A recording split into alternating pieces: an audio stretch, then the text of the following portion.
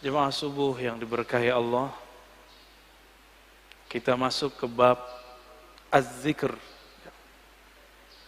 Bab Az-Zikr ini lumayan panjang, karena ini menjadi ruknut tariq, rukunnya tariqah, tariqah wusul ilallah, untuk merasakan hadir kepada Allah. Inilah rukunnya. Rukun itu bahasa Arab artinya tiang. Nggak ada tiang ini nggak berdiri. Ya. Sebenarnya apa arti daripada zikir? Az-zikru ada beberapa makna. Namun di sini beliau memulai daripada faedah zikir. Az-zikru yusmirul maqamat kullaha minal yaqazah ila tauhid.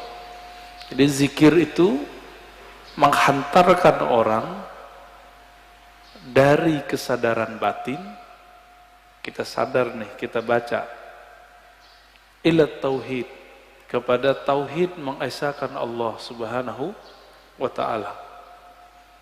Wa yusmirul ma'arif wal ahwal, bisa membuahkan ma'rifat dan ahwal.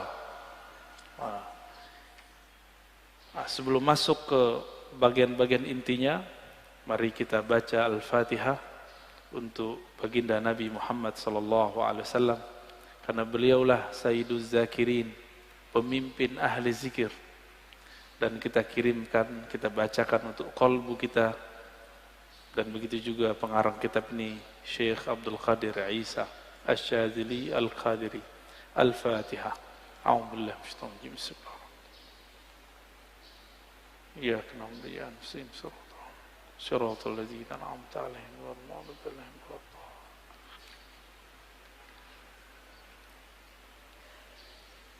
Di dalam hadis Imam Muslim dikatakan, kana Rasulullah sallallahu alaihi wasallam yadhkurullaha fi kulli ahyani, ala kulli ahyani. Rasulullah itu selalu zikir setiap hin. Apa arti hin? Hin artinya saat, waktu. Setiap saat, setiap detik, detik per detik, baginda Nabi Muhammad SAW selalu mengingat Allah. Inilah yang diwariskan oleh ulama sufi. Karena kita tidak sanggup berzikir setiap nafas, naik turun, maka dibuatlah zikir pagi sore. Berdasarkan ayat wasabbihuhu bukratan wasila, dan bertasbihlah pagi dan sore. Lalu kemudian dilatihlah qalbu menyebut nama Allah, dimulai dari 100, naik 500, naik 1000, itu latihan.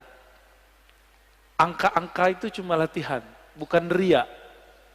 Orang berzikir dengan angka bukan riya, itu cuma latihan.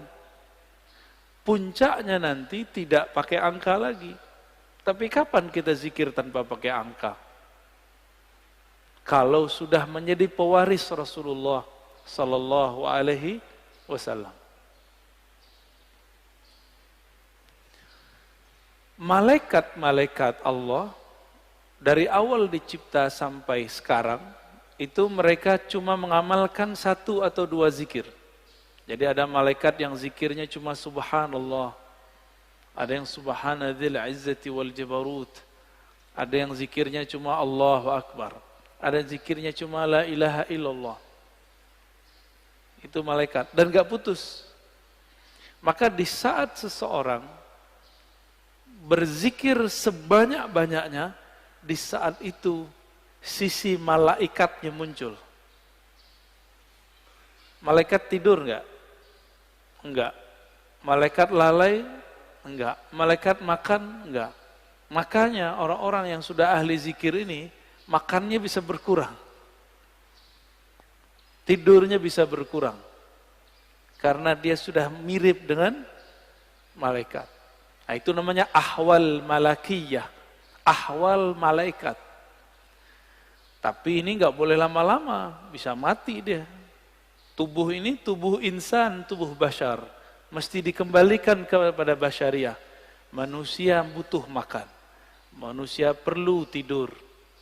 Maka Nabi SAW ketika melihat sahabat-sahabat beliau kedapatan ahwal ini, maka beliau mengatakan, ana atqakum, aku yang lebih bertakwa, tapi aku masih tidur, aku masih nikah, masih bekerja. Ya. Jadi kalau ada orang merasakan ahwal seperti ini, itu nggak boleh lama-lama. Dia harus punya guru, mursyid yang akan membimbing dia untuk masuk ke ranah berikutnya. Ya.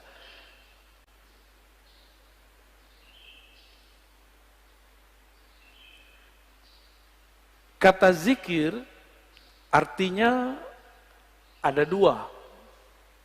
Pertama, zikir berarti benar-benar menyebut Allah. Ya. Kadang-kadang diartikan dengan makna yang lebih banyak. Ya, jadi ada makna secara harfiah, ada makna secara majaziyah ataupun di luar itu. Bisa jadi diartikan zikir itu sholat Jumat, Al-Quran, majelis ilmu. Tapi itu penjelasan lain. Zahir dari zikrullah menyebut Allah. Ya. Dalilnya di sini disebutkan ada sekitar 15, ini baru sebagian. Lebih dari 200 ayat mengenai zikrullah. Ya. Kalau lebih dari 200, berarti penting nggak zikir? Lebih penting dari umroh. Ya. Tapi kenapa di musim normal orang lebih sering ngajak umroh? Kenapa banyak ustadz umroh, tapi sedikit ustadz zikir? Benar. Kenapa banyak orang bermimpi bisa umroh, tapi sedikit orang bermimpi bisa zikir yang banyak? Karena kalau zikir doang fulusnya tipis, kata dia. Kalau umroh fulusnya banyak. Siapa bilang ya? Itu nggak ngerti dia. Dia nggak faham ayat waladzikrullahi akbar. Sungguh menyebut nama Allah itu lebih besar dari semuanya. Orang kalau zikir, apa aja jadi besar. Ya. Cuma masalahnya nggak yakin kepada Allah Subhanahu wa ta'ala. Dalam surah Al-Baqarah ayat 152, Allah mengatakan, fazkuruni azkurkum. Saya sudah pernah syarah di sini. Sebutlah aku, ingatlah aku akan ingat kamu. Duluan mana yang mengingat? Allah atau kita? Allah. Maka ciri-ciri, tanda-tanda Allah lagi sebut kita, kita digerakkan oleh Allah menyebut namanya. Itulah hakikat ayat ini. Lalu surah Ali Imran 191, alladzina yazkurunallaha qiyaman wa qu'udan wa ala junubihim. Ulul albab itu disebut orang yang zikir berdiri, duduk ataupun berbaring. Dalam surah Al-Ahzab, ini ayat yang paling dahsyat ini. Ayat ini sering digunakan tidak pada tempatnya untuk membantah orang zikir dengan angka. Ya ayyuhallazina amanu zkurullaha zikran katsira. Wahai orang beriman, sebutlah Allah sebanyak-banyaknya. Ingatlah Allah sebanyak-banyaknya. Apakah ini dalil melarang menyebut dengan angka? Enggak. Zikir 1000 itu banyak bukan? Maka dia masuk ke zikran katsira. 10.000 termasuk banyak? 70.000 banyak? Berarti masuk ke situ. Yang penting niatnya angka itu bukan membatasi, tapi menerjemahkan makna zikran katsira. Baru zikir 100 pagi, 100 sore, udah nyalain orang zikir 1000. Ya. Nggak ngaca dia kepada sahabat Nabi. Sahabat Nabi Abu Hurairah zikir 12.000 sebelum tidur. Ada yang bisa zikir 12.000 sebelum tidur? Keburu tidur ya.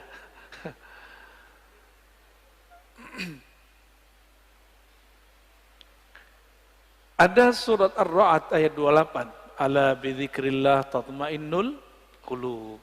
Ketahuilah hanya dengan menyebut Allah, kalbu bisa tenang. Jadi antum mau belajar apa aja, itu kalbu nggak akan tenang. Jadi orang kalau hijrah, tidak hijrah zikrullah, nggak akan mendapatkan kedamaian kalbu. Oleh karena itu, bagi saya, berdasarkan ayat-ayat ini kan banyak ayatnya tadi.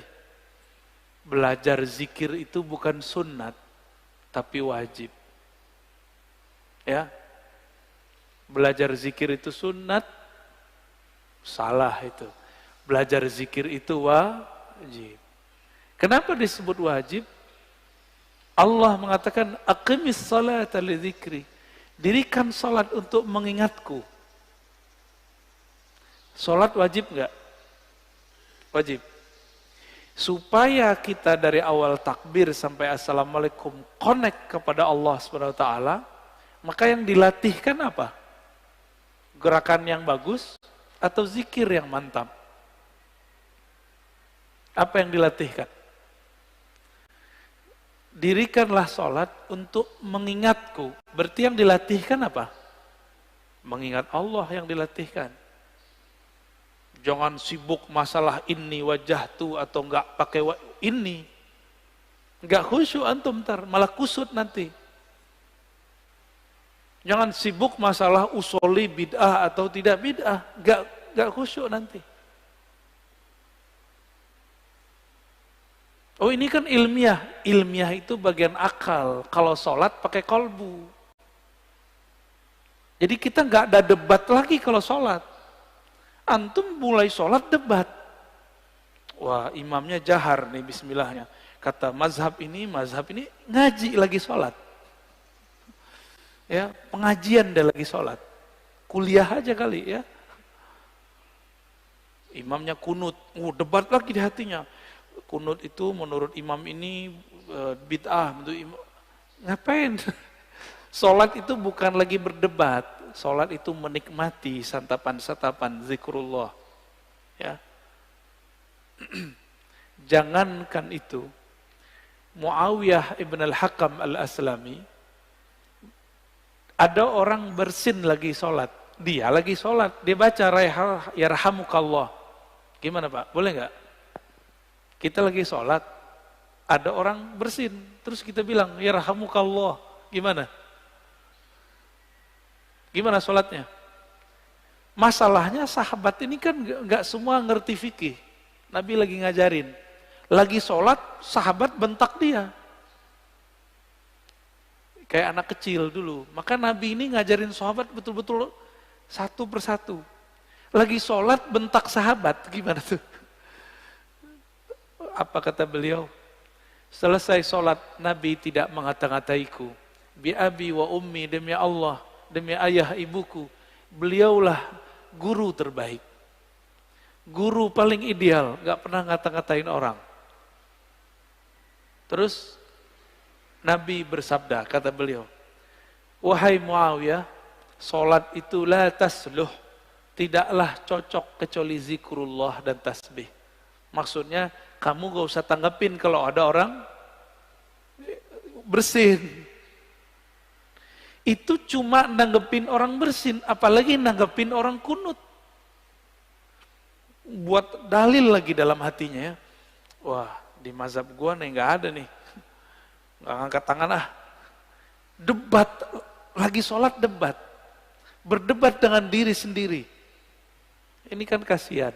Ini tanda sholatnya, belajar sholatnya bukan dengan zikrullah. Belajar sholatnya dengan apa? Dengan nafsu pengen berdebat. Ya. Kalau udah sholat, nggak ada debat, nggak ada pengajian.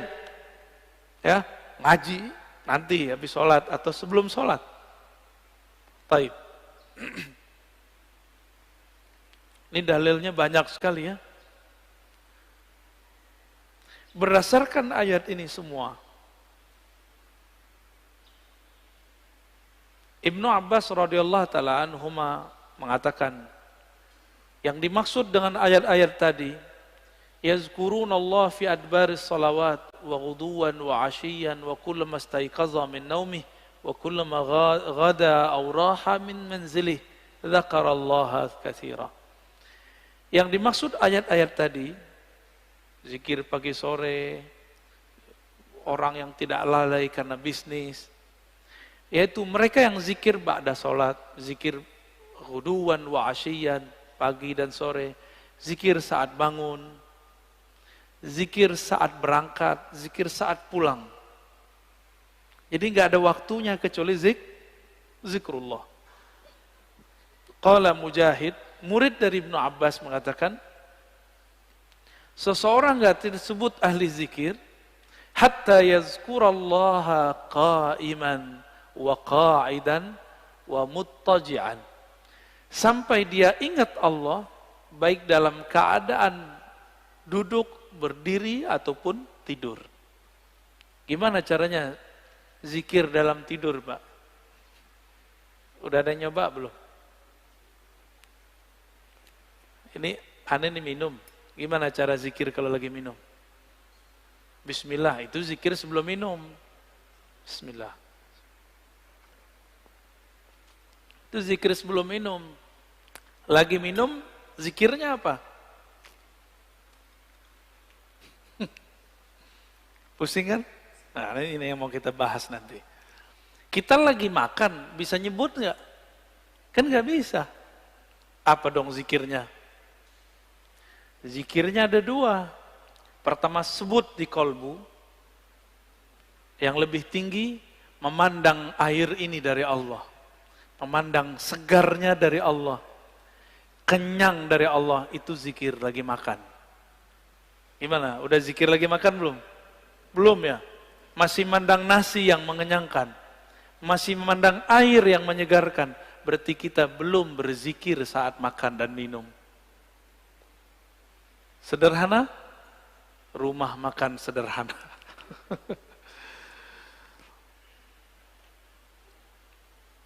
Imam Nawawi mengatakan ajma'al ulama ala jawaziz zikri bil qalbi wal lisan lil muhdits wal junubi wal haidi wal nufasa. Ulama sepakat bahwa zikir itu dibolehkan dengan kolbu dan lisan, baik bagi yang berhadas, yang junub, yang haid, ataupun nifas. Kenapa? Ini kan zikir, sebenarnya zikir itu golnya di kolbu. Kolbu tidak pernah haid. Kolbu tidak pernah junub. Junubnya kolbu adalah lalai mengingat Allah Subhanahu wa ta'ala. Benar, sering junub gak antum? Makanya kita ini sering junub, Pak, mandinya jarang. Ya. Makanya ketika masuk sholat, kita masih membawa junubul ghafalat. Junub lalai kepada Allah Subhanahu wa ta'ala. Orang junub betah nggak masuk masjid? Berani nggak masuk masjid orang junub? Masjid hakiki itu ada di kolbu, lagi sholat. Antum lagi mau sholat, tapi tidak keluar dari junub lalai.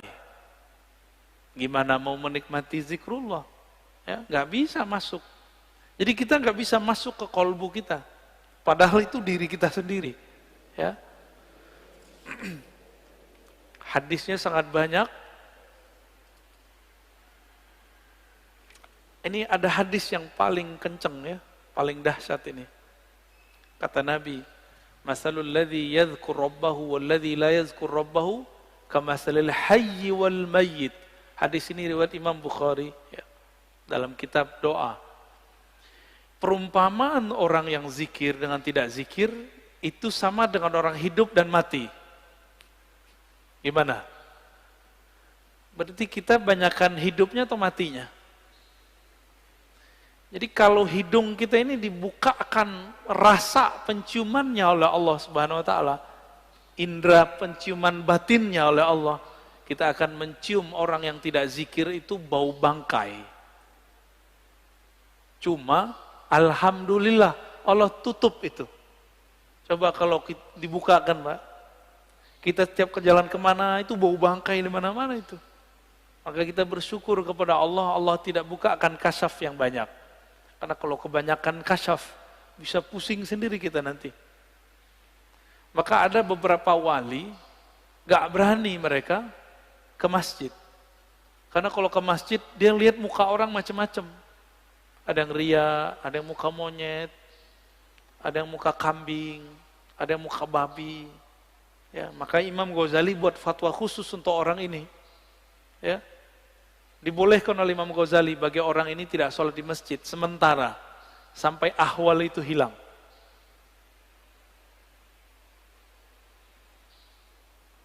Di hadis yang lain, sesungguhnya Allah Subhanahu wa taala mempunyai malaikat yatufuna fit turuqi yaltamisuna ahla dzikr. Allah mempunyai malaikat-malaikat yang yatufun, bertawaf, berkeliling, mencari majelis ilmu. Ketika mereka bertemu, mereka berteriak, mereka memanggil kawan-kawannya, halummu ila hajatikum, wahai sahabat-sahabatku, wahai para malaikat, berkumpullah. Jika yang dipanggil itu ada manusia yang sudah mendekati karakter malaikat, maka dia juga terpanggil ke majelis itu. Jadi yang datang bukan hanya malaikat, tapi juga manusia yang karakter malaikatnya sudah hidup. Ya, itu mana hadisnya. Itulah sebabnya kenapa majelis-majelis zikir itu rame dulu. Masih ingat dulu Ustadz Arifin? Ya, rame nggak dulu? Cuma ya sayang, Ustadz Arifin tidak berthariqah. Akhirnya tidak ada kaderisasi murid menjadi mursyid. Karena beliau bukan mursyid. Tapi kita berterima kasih, berkah beliau Indonesia dizikirkan dengan zikirnya yang khas, dengan suara serak-serak basahnya yang lumayan. Ya. Tapi beliau meninggal ya sudah. Untungnya di negeri ini banyak mursyid-mursyid tarekah. Ya, kita beruntung banyak mursyid-mursyid yang mereka memegang ajaran-ajaran zikrullah. Meskipun dituduh ahli bid'ah, dituduh sesat, dituduh gila, mereka nggak mau hiraukan, mereka tetap jalan. Ya. Itu malaikat ganti shift, fayahuffunahum bi ajnihatihim ila sama'id dunya. Ketika mereka berkumpul, itu malaikat meliputi orang-orang yang duduk di majelis zikir dengan sayapnya. Ada yang lihat gak? Antum kalau kasyaf bisa lihat. Untung tidak kasyaf. Karena kalau kasyaf pasti ketakutan. Ya.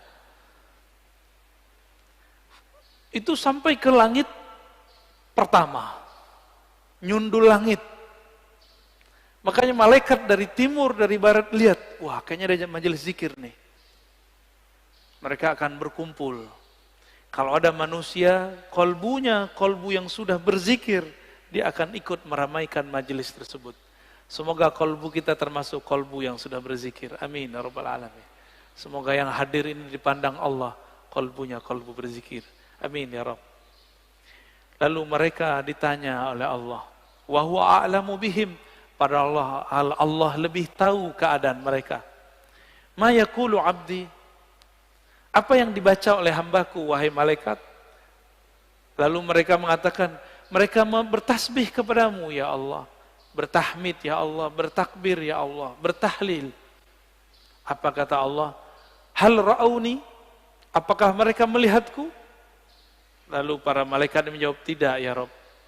Seandainya mereka melihat aku, bagaimana?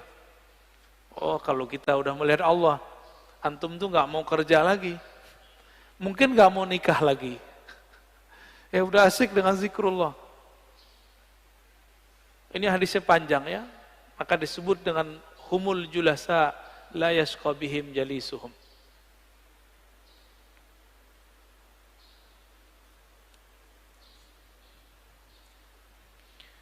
Di hadis Imam Tabarani, Abu Darda mengabarkan perihal hari akhir. Rasulullah SAW bersabda, nanti di hari kiamat, Allah akan bangkitkan beberapa kelompok manusia, wajahnya bercahaya. Fi wujuhim nur. Lalu ditaruh mereka di atas minbar-minbar yang terbuat dari lu'lu'. Yaghbituhumun nas, laisu bi anbiya wala syuhada. Mereka bukanlah nabi, mereka bukanlah syuhada. Faja a'rabiyun ala rakbatayhi faqala ya Rasulullah, hilhum lana na'rifhum. Lalu datang Arab Badui berani naja, wahai Rasulullah, siapakah mereka? Ceritakan kepada kami. Dijawab oleh Nabi, mereka itu dua karakternya. Satu, al-mutahabbuna fillah. Mereka saling mencintai dalam rahmat Allah. Dan yang kedua, yajtami'una ala dzikrillah. Mereka banyak di biladin syatta, di banyak negeri, kemanapun mereka berzikir kepada Allah Subhanahu wa ta'ala.